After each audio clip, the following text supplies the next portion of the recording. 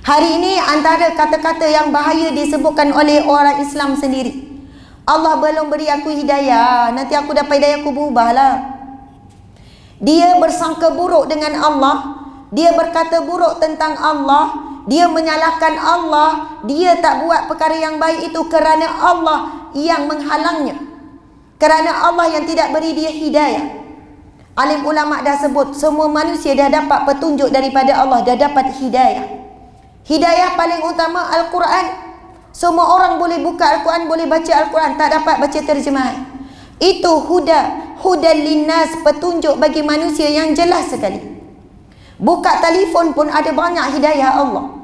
Ceramah lalu je, nak dengar atau tidak je.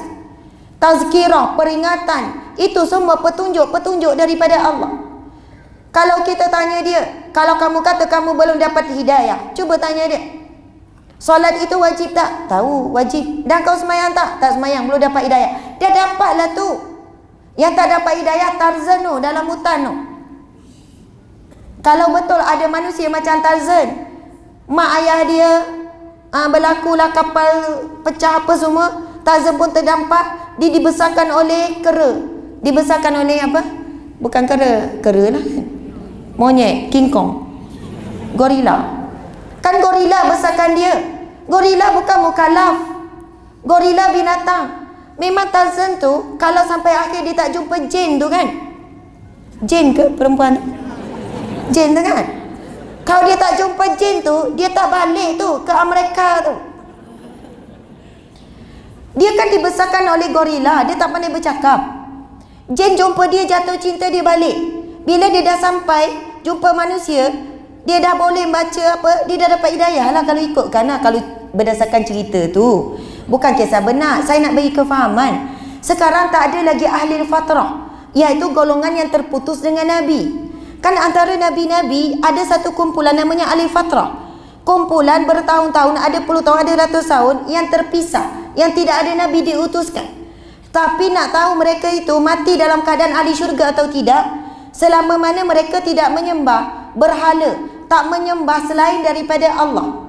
Selagi itu, walaupun tidak ada syariat ketika mereka hidup, mereka tak buat perkara yang haram dan sebagainya, mereka meninggal sebagai Muslim.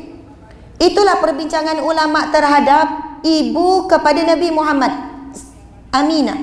Masa itu Nabi Muhammad belum diutuskan jadi Nabi. Bapa Nabi Muhammad SAW, Abdullah, meninggal ketika Nabi Muhammad, Nabi kita, di dalam perut. Dan begitu juga orang-orang yang sebelum itu.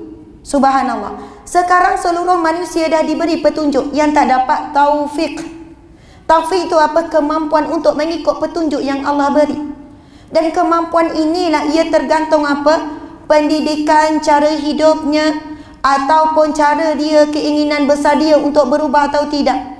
Sebab itu bila kita menyalahkan Allah, sebab Allah tak bagi hidayah, sebab Allah yang sekian-sekian, aku buat dosa ni takdir Allah. Ada, saya pernah dulu, bila kita menyantuni, saya diberi ceramah kepada orang yang ditangkap khalwat, pelaku jenayah syariah. Ada yang jawab, ustazah, dah Allah takdirkan saya khalwat, macam mana?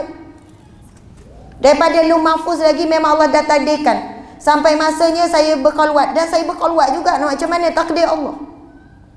Ustaz saya kan diajar, kalau ada orang cakap macam tu, baling botol.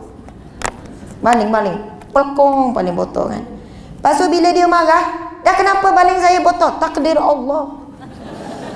Faham tak? Dia main takdir Allah kan? Lepas tu kita baling lagi. Kenapa baling lagi? Takdir Allah. Baling lagi, takdir Allah. Ini bukan takdir Allah, ini kehendak kamu, ustazah. Akhirnya dia sedar, Allah beri kita akal. Ada perkara yang buruk, Allah dah beri petunjuk, jauhkan, tinggalkan. Perkara yang wajib dibuat, tak ada pilihan. Bukan tunggu ikhlas baru buat, buatlah sampai ikhlas. Allahu Akbar. Ramai yang berhujah. Dulu saya handle masalah rumah tangga suami, encik semayang ke tidak?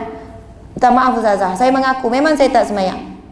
Memang tak ada segan silu pun. 99% yang datang mengadu masalah rumah tangga tak solat. Kita buat statistik. Saya dulu kerja JAKIM, Jatuh Agama Islam, kita buat statistik tu. Bila saya tanya, cik kenapa tak solat? Ustazah, bab solat ni tak boleh dipaksa. Dia pula ceramah saya. Kalau tak ikhlas, tak dapat pahala, betul tak? Kita pun jawab, betul lah, tak ikhlas tak dapat pahala. Habis tu buat apa solat? Dia tak payah solat. Nanti saya dah ikhlas, saya solat dah. Ustaz tak payah tanya lah bab solat ni. Saya nak mengadu masalah isi saya ni. Kau main lagi. Saya terus cakap, encik, kalau encik tidak tunduk kepada Allah, jangan harap isteri nak ditundukkan hatinya kepada encik. Kalau encik tidak hormat kepada Allah, jangan harap encik nak dihormati oleh isteri dan anak-anak. Kalau encik datang mengadu tentang hal rizki, encik ada masalah dengan pemilik rizki, Allah ya Razak.